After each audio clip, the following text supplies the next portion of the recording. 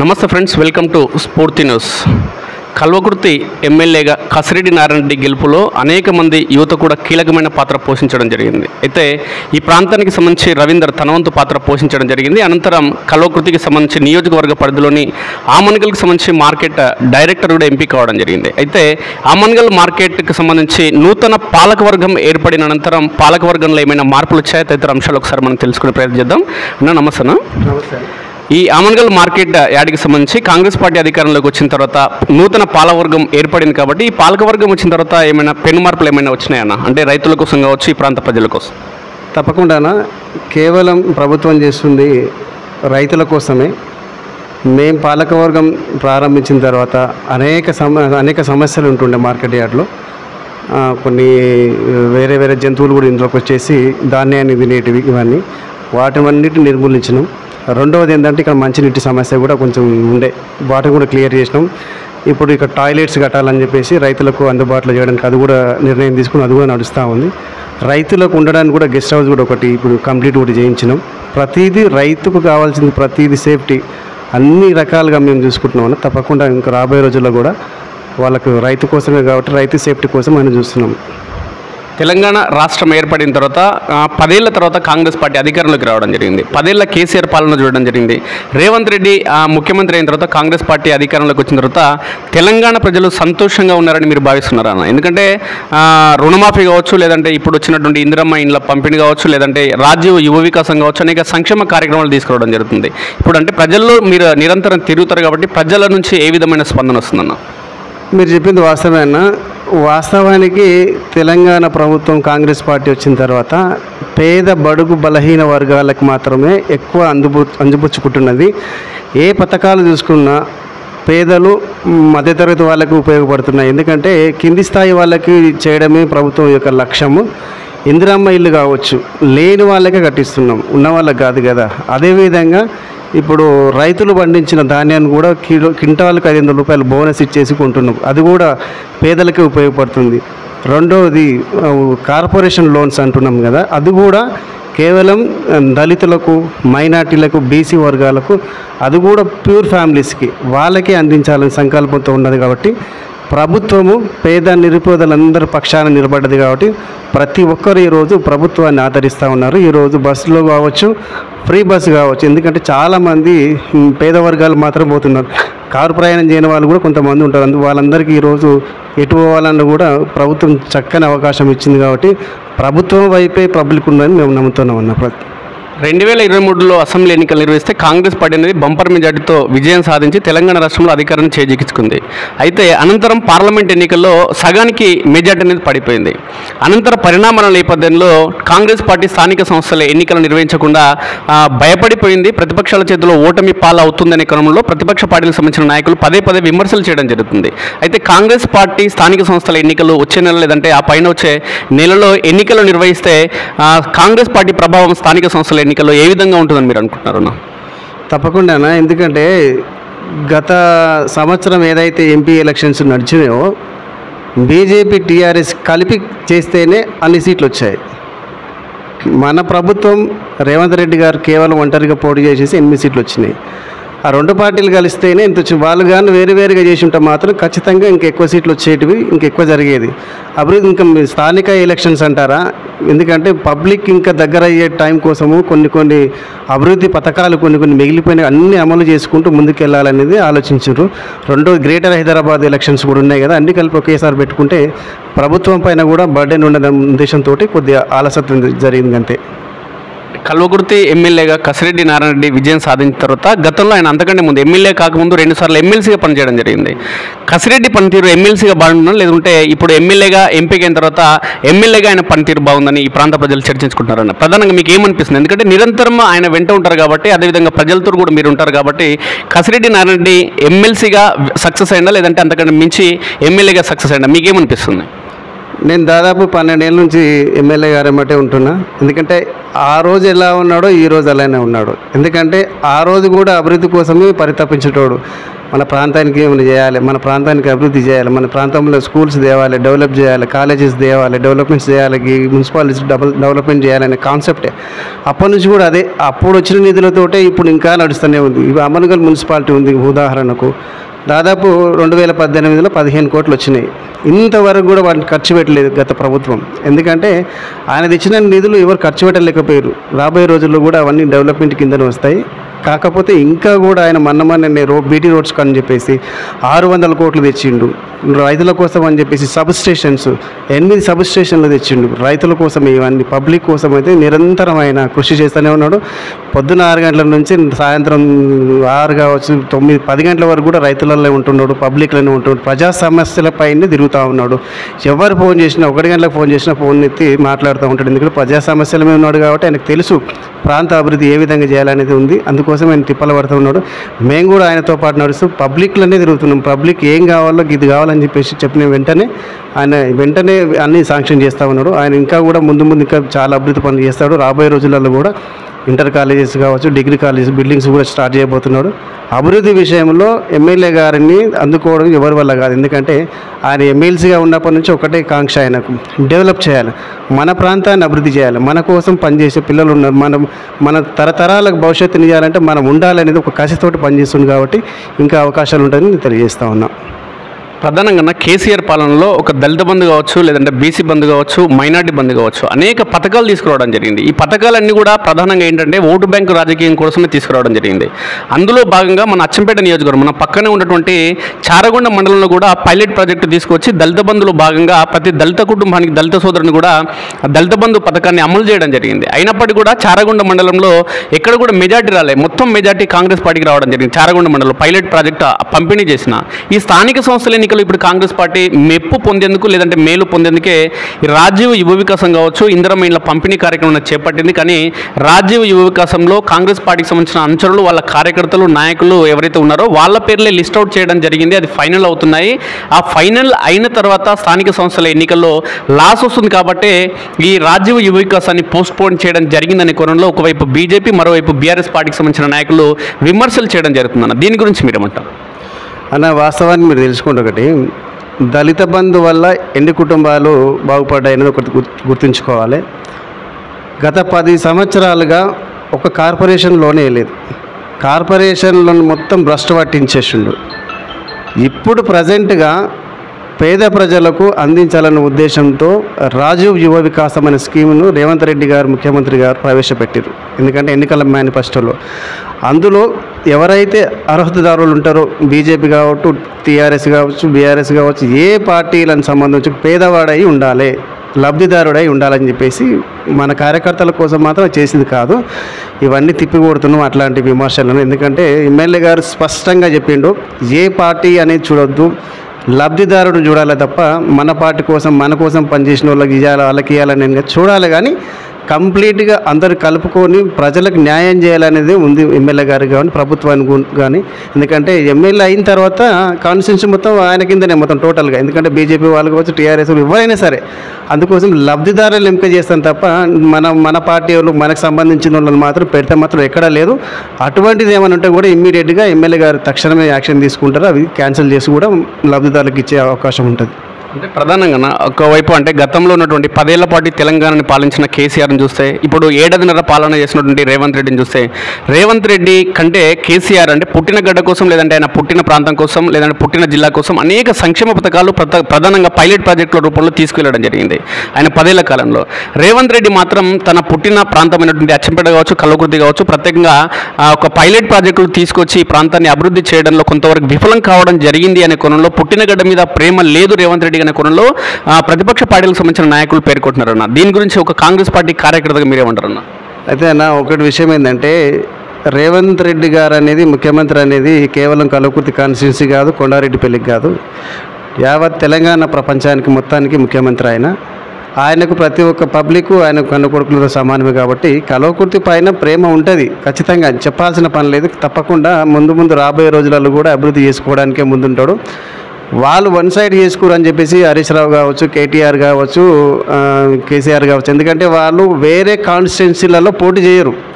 సిరిసిల్ల, గజ్వేలు ఇట్లనే వాళ్ళు కొన్ని సెలెక్టెడ్ కాన్స్టిట్యున్సీలలో పెట్టుకుంటారు. ఎందుకంటే మనం బయట పోయి నిలబడి గెలిచే దమ్ము లేకనే వాళ్ళు ఆ అమౌంట్ తీసుకుపోయి అక్కడ పెట్టుకొని గెలవాలన్న ప్రయత్నంతో అక్కడ నిధులు కేటాయించుకొని నిలబడడం జరిగింది. రేవంత్ రెడ్డి గారు అక్కడ కాదు, కల్వకుర్తి కాన్స్టిట్యున్సీ నుంచి ఉన్నట్టు వ్యక్తి అక్కడ వేసి కొడంగల్వే గెలుస్తున్నాడు. ఎందుకంటే పవర్ అనేది ఉంది, దమ్ముంది నాయకుడు కాబట్టి.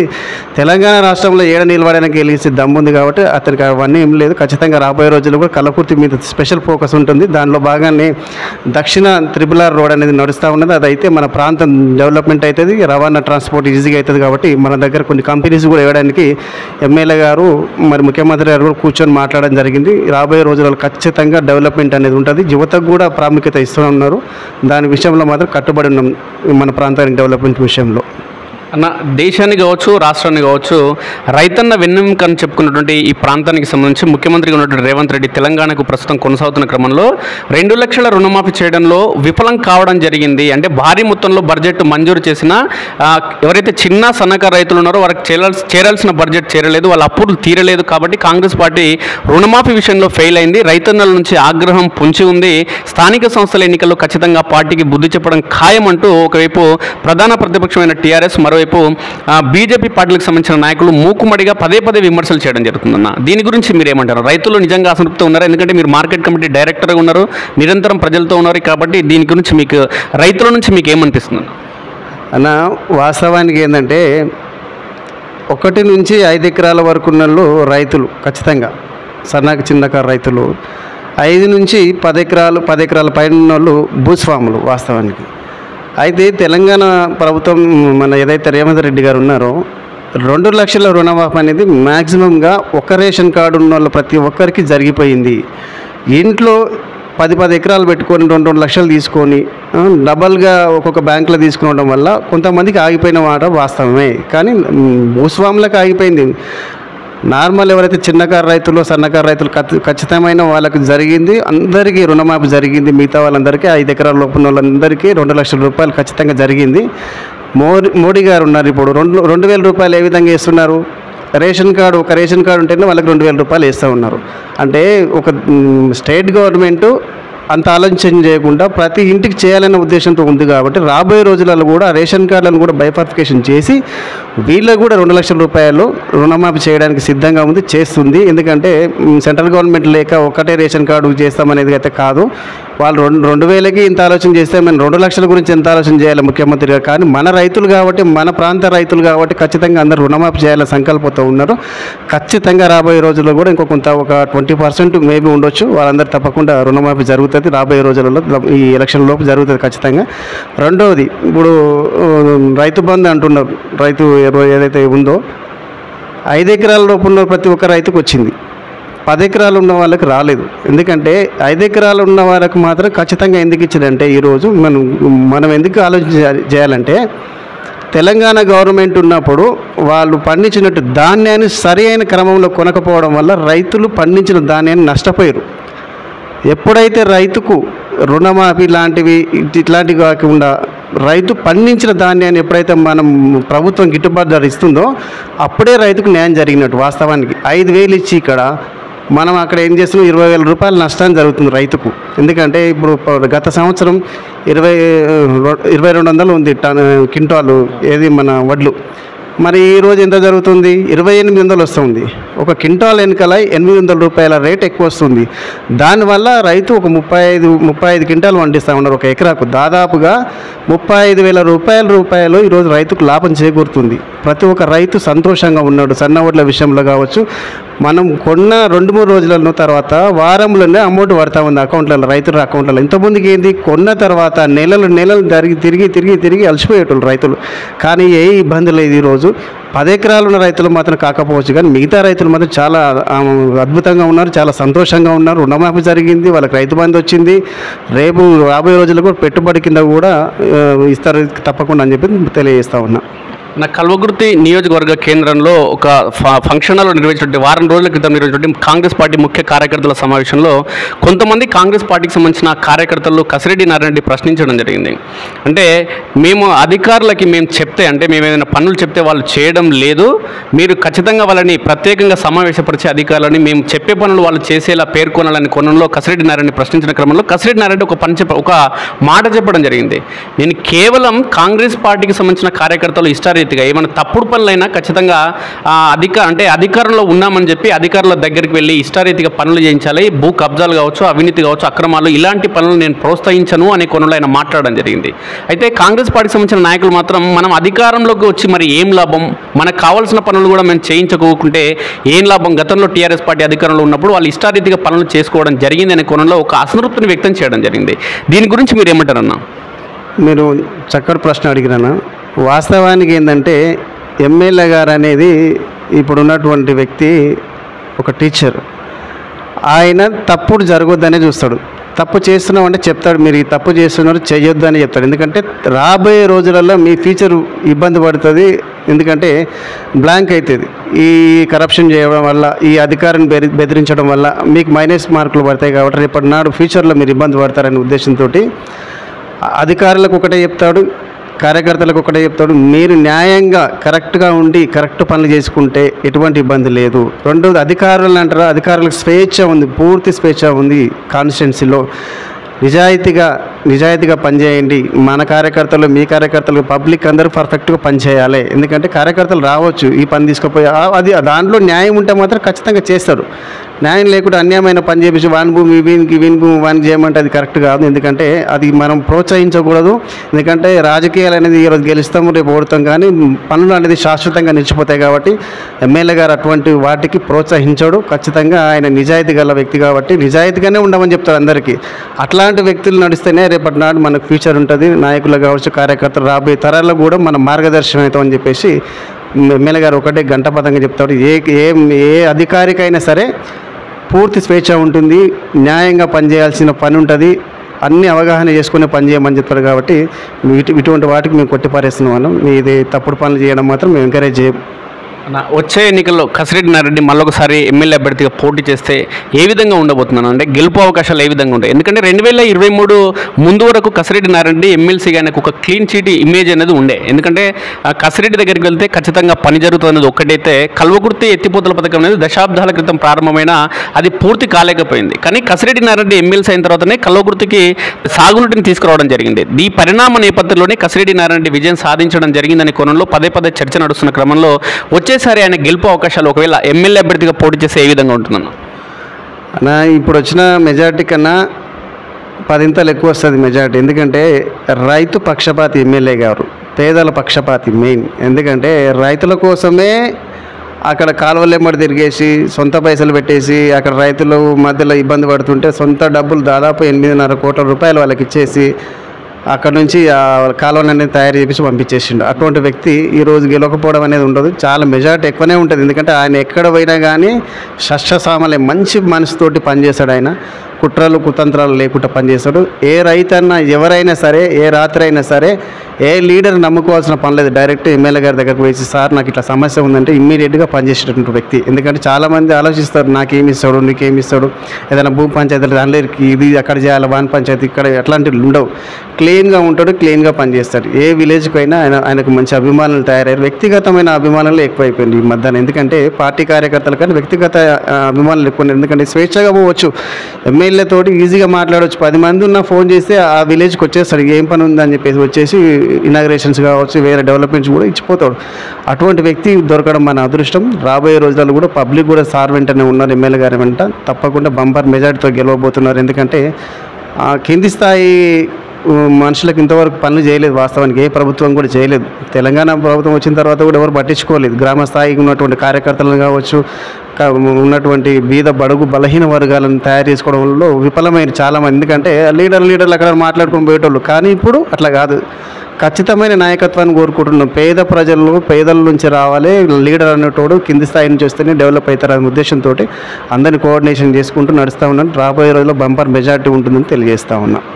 నెక్స్ట్ అంటే స్థానిక సంస్థల ఎన్నికలు నిర్వహిస్తే ఈ స్థానిక సంస్థల ఎన్నికల్లో బీఫామ్ల పంపిణీలు కావచ్చు, లేదంటే ఈ కాంగ్రెస్ పార్టీకి సంబంధించిన పదవుల పంపిణీ కావచ్చు, ఈ రెండు కూడా అనంతరం, ఈ రెండింటి అనంతరం అంటే స్థానిక సంస్థల ఎన్నికల్లో కాంగ్రెస్ పార్టీ పదవుల పంపిణీ అనంతరం వంశీచంద్రెడ్డి వర్గం, కసిరెడ్డి నారాయణ వర్గం చీలిపోవడం ఖాయమనే కోణంలో ఒక వర్గానికి సంబంధించిన నాయకులు ప్రచారం పదే చేయడం జరుగుతుంది. దీంట్లో వాస్తవం అనేది ఉందన్న? అన్నా ఏం వర్గాలు లేవే, ఎందుకంటే ప్రజెంటు గెలిచే నాయకులకు గెలిచేటువంటి కార్యకర్తలకే టికెట్లు ఇస్తారు. ఎందుకంటే ఎమ్మెల్యే గారు ఒక్కరే ఫైనలైజ్ చేశాడు అనుకోవడం తప్పు. ఎందుకంటే ఈరోజు గెలిపోవటం అనేది బాధ్యత వహించాల్సిన స్థానిక ఎమ్మెల్యేనే కాబట్టి నాకు టికెట్ ఇవ్వాలని, నీకు టికెట్ ఇవ్వాలని ఖచ్చితంగా సర్వే చేస్తాడు. ఎవరికంటే ప్రతి ఒక్క ఈ పలానా వ్యక్తికి టికెట్ ఇవ్వాలంటే మొత్తం 3 నాయకత్వం పెట్టి సర్వే చేసిన తర్వాతనే టికెట్లు ఇస్తారు. అది నువ్వు కావచ్చు, నేను కావచ్చు, ఇంకొకరు ఎవరైనా సరే. దాంట్లో ఎట్లాంటి పక్షపాతం లేదు. ఎమ్మెల్యే ఒక్కడే ఇస్తాడు, వంశచంద్రెడ్డి అన్న వ్యక్తి లేదు. ఇక్కడ ఎటువంటి గ్రూప్ రాజకీయాలు లేవు. జనరల్గా మాట్లాడేటోళ్ళు మాట్లాడతారు కానీ అది లేదు. ఎందుకంటే ఖచ్చితంగా గెలిచే వ్యక్తులకి టికెట్లు ఉంటాయి. 10 సార్లు సర్వే అయినా చేస్తారు. గెలిచే వ్యక్తులనే గెలవాలి. 2 మున్సిపాలిటీలు, మిగతా జెడ్పీటీసీలు, 6 జెడ్పీటీసీలు, ఎంపీపీలు అన్నీ గెలవాలనే ఉద్దేశంతో ఉంటాం కాబట్టి ఖచ్చితమైన నాయకత్వం ఉంది కాబట్టి మాకు అన్ని ఆలోచన చేసుకొని న్యాయంగా పోవాలని డిసైడ్ అయింది కాబట్టి ఎమ్మెల్యే గారు దృష్టిలోనే ఉంటుంది. ప్రతి ఒక్కటి అందరినీ కోఆర్డినేషన్ చేసుకొని ముందుకు వెళ్తాడని చెప్పి తెలియజేస్తామన్నా. ప్రధానంగా కల్వకుర్తి ఎమ్మెల్యే కొనసాగుతున్నట్టు కసిరెడ్డి నారాయణరెడ్డికి అనేక మంది ముఖ్యాంశాలు ఉండొచ్చు. అంటే మీ యువకునిగా ఉన్న మీరు కూడా ఒక ముఖ్య నాయకుడిని కొనసాగుతున్నారు కసిరెడ్డికి. మీ టార్గెట్ ఏంటన్న, ఫ్యూచర్ టార్గెట్ ఏంటి? ఎందుకంటే యువకునిగా రాజకీయాలు ప్రవేశించడం జరిగింది. ఇప్పటికీ మార్కెట్ కమిటీ డైరెక్టర్గా ఎంపిక కావడం జరిగింది. కసిరెడ్డి గారికి అత్యంత సన్నిహితుడు మీరు కూడా కొనసాగుతున్నారు. మీ ఫ్యూచర్ పాలిటిక్స్, మీ టార్గెట్ ఏంటన్నా? నా వేరే ఏం లేవే, ఎందుకంటే ఎమ్మెల్యే గారు ఏమంటున్నాం కాబట్టి అదే ఆలోచనతో ఉంటాం. ఎక్కువ డెవలప్మెంటే మనకు కావాల్సింది. వాస్తవానికి మా ఊరికి బీటీ రోడ్ లేదు. 10 ఏళ్ళ కింద చాలా ఇబ్బందులు పడ్డాం. ఎమ్మెల్యే గారు పడి మొత్తమే బీటీ రోడ్ తెచ్చుకున్నాం. తర్వాత సీసీ రోడ్స్, ప్రతి విషయంలో డెవలప్మెంట్ విషయంలో మాట్లాడుతాం ఎమ్మెల్యే గారితో. వేరే పర్సనల్ పనులు ఇవన్నీ ఏం పెట్టుకోం. ఎమ్మెల్యే గారు ఎంత క్లీన్గా ఉంటాడో నేను కూడా అంతే క్లీన్గా ఉంటా. రాబోయే రోజులలో కాన్సెప్ట్ మాది ఏంటంటే ఆమన్గల్ మండలంలో నుండి మున్సిపాల్లో ఉన్నాం కాబట్టి మున్సిపల్ పరిధిలో మనం ఏ విధంగా డెవలప్మెంట్ చేయాలనేది ఆలోచిస్తాం అంతే. ఎందుకంటే ఎమ్మెల్యే గారు ఉన్నారు కాబట్టి ఈ మొన్ననే 10 కోట్ల రూపాయలు టెండర్లకు కూడా స్టార్ట్ అయిపోతుంది మున్సిపల్లో. ఖచ్చితంగా ప్రతి వార్డులో సీసీ రోడ్స్ కానీ డ్రైనేజ్ కానీ అన్ని డెవలప్మెంట్ స్టార్ట్ అవుతున్నాయి. దాని తర్వాత ఇక్కడ మార్కెట్లో దాని ఇంటిగ్రేటెడ్ మార్కెట్ కానీ, చేపల మార్కెట్ కానీ, ఈ మాంసాహార మార్కెట్లు కానీ ఈ వసతులన్నీ సరిగ్గా లేవు. అంతా రోడ్లపైన పబ్లిక్ అమ్ముకుంటూ ఉన్నారు. వాళ్ళ తాను నుంచి కూడా దళారులు బాగా గుంజుకొని ఇవన్నీ ఇబ్బందులు పెడుతున్నారు. దాన్ని అరికట్టాలి. స్వేచ్ఛమైన వాతావరణంలో కూరగాయలు అమ్ముకోవాలి. ప్రతి ఒక్క రైతు పండించినోడు కూడా డైరెక్ట్ వచ్చి అమ్ముకోవాలి. ఎక్కడ కూడా ధరల చేత మోసపోవద్దనే ఉద్దేశంతో మేము కంకణం కట్టుకున్నాం. అదే మా ఆలోచన. ఎందుకంటే పేదల కోసం నేను కూడా పేదవాడిని కాబట్టి ఆ పేదలు వాడే బాధ ఏందో నాకు తెలుసు కాబట్టి ఖచ్చితంగా వాళ్ళ కోసమే పనిచేయాలని డిసైడ్ అయినాం. రేపు రాబోయే రోజులలో కూడా అంతే. ఏదైనా ప్రభుత్వం కానీ ఎమ్మెల్యే గారు నాకు ఏ అవకాశం ఇచ్చినా కానీ ఖచ్చితంగా విజయవంతంగా చేసి ఆయన పేరు ఎట్లయితే ఉన్నదో అంతకన్నా మంచి పేరు తెచ్చుకునే ప్రయత్నం చేస్తాను తెలియజేస్తాను. Okay, all the best. Thank you.